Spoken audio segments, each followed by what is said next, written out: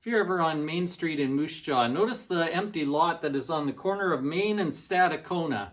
That used to be where the supermarket grocery store stood, and we went to the supermarket all the time with my mom. I remember lots of things about that little grocery store.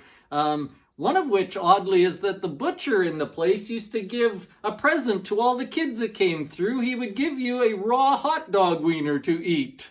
And so all these kids, including us, would wander around as their parents shopped eating these raw hot dog wieners. That was kind of odd. But anyway, one of the other things I remember about the place was they had a container near the front door where they kept all the boxes they had emptied.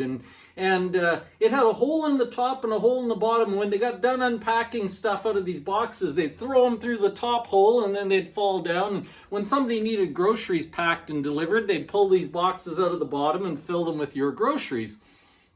My mom always got our groceries delivered, and so we always had these boxes laying around.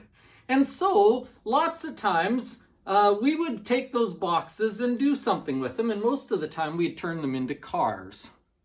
I remember lots of times taking magic markers and getting inside this box and drawing a speedometer and a gas gauge and a tachometer and a steering wheel, and I'd draw a gear shift, and on the outside I'd draw wheels and then maybe a grill on the front and headlights, and we'd draw all over these boxes, and then we would jump in them and scoot them around and pretend we were driving, and it was just lots of fun. We did that week after week.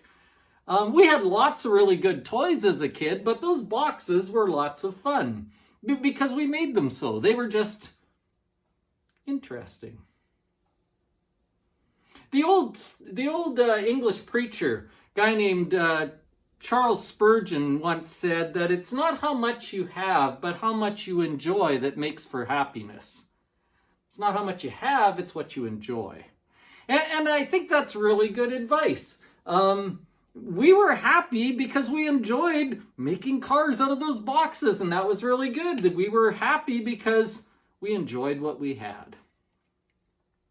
There's nothing wrong with trying to get ahead in life. There's nothing wrong with trying to better your circumstances. But if it takes away from the joy of what you have right now, then that is actually a problem. The Apostle Paul wrote to Timothy one time, 1 Timothy chapter 6, verses 6 through 8 says this. He says, "Godliness with contentment is great gain. For we brought nothing into this world, and we can take nothing out of it." Paul says, you might as well be content and happy here because everything you work for here, you're going to leave behind. So if you focus on godly things and just learn to be content, whatever your circumstances, that's the best you can do. That's really, really good, actually. He says, if we have food and clothing, we'll be content with that. Again, I don't think he's saying that you're more righteous if you're poor or you're evil if you've got more stuff.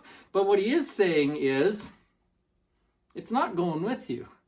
You brought nothing into this world. You're not going to take anything out of it. So let's focus on what really lasts, and that is godliness. And then let's learn to live with some contentment and some joy. And let's learn to enjoy the things we have, even if we are working our way to something better.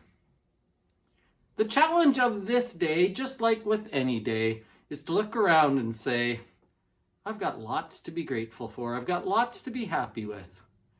Godliness with contentment is great gain.